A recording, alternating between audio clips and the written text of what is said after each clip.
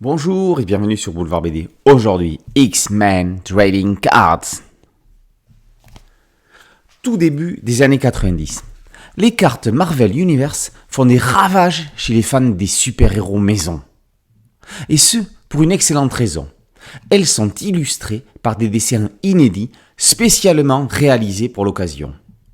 Pour Bob Budiansky, alors directeur exécutif des projets spéciaux chez Marvel, son expérience dans les cartes de joueurs de baseball quand il était jeune va être bien utile au nouveau superviseur des cartes originales Marvel qu'il est devenu.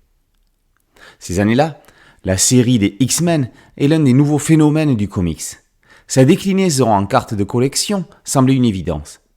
En 1992, le cap est franchi. Jim Lee sublime les mutants dans une exceptionnelle série de cartes. Accompagné d'une stratégie marketing implacable, avec figurines, montres ou autres gadgets à l'effigie des X-Men, les cartes signées Jim Lee s'arrachent. Cartes holographiques, boîtes métalliques, cartes signées, les fans sont comblés. Après une préface d'Ed Piscor, fan de la première heure de la génération X, dernière génération de collectionneurs de kiosques à journaux, puis un copieux avant-propos de Bob Budiansky, dessinateur, scénariste et éditeur de comics ayant travaillé pendant plus de 20 ans pour Marvel, place à la reproduction des cartes dessinées par Jim Lee. Celles-ci sont classifiées en 4 catégories. Le fauve inaugure le chapitre des super-héros. Il dépasse du cadre comme s'il se ruait sur le petit collectionneur. On retrouve Logan alias Wolverine et son squelette en adamantium avec les griffes acérées. Le professeur X, personnage majeur de la mythologie, rêve d'un avenir idéal et harmonieux entre mutants et humains. Storm ou Tornade surplombe un ciel d'orage. La mutante maîtrise la météo. Personnages célèbres et moins connus alternent dans un équilibre presque parfait entre masculins et féminins. Magneto ouvre la galerie des super-vilains. L'ennemi juré des X-Men et du professeur X se place en dominateur dans son costume rouge. Le lecteur collectionneur est sous son emprise.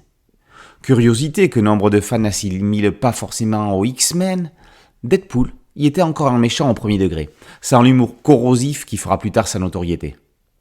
Côté fille, Mystique s'impose en agent libre et tueuse fatale. Quelques cartes Teams présentent des équipes de personnages.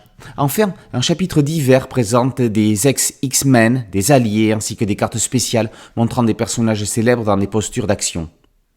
On regrette juste que les cartes et leurs descriptions soient présentées dos à dos, comme sur justement des véritables cartes, alors que dans un livre, la présentation en vis-à-vis aurait été plus judicieuse. Pour devenir incollable sur les X-Men, ce volume de la collection T-Pop peut s'amener partout. Il se feuillette et se lit sans soif grâce aux superbes illustrations de Jim Lee, une petite bible sur le sujet. X-Men Trading Cards par Jim Lee est paru dans la collection Petit Pop chez Hugin et Munin. Boulevard BD, c'est un podcast audio et une chaîne YouTube. Merci de liker, de partager et de vous abonner. A très bientôt sur Boulevard BD. Ciao.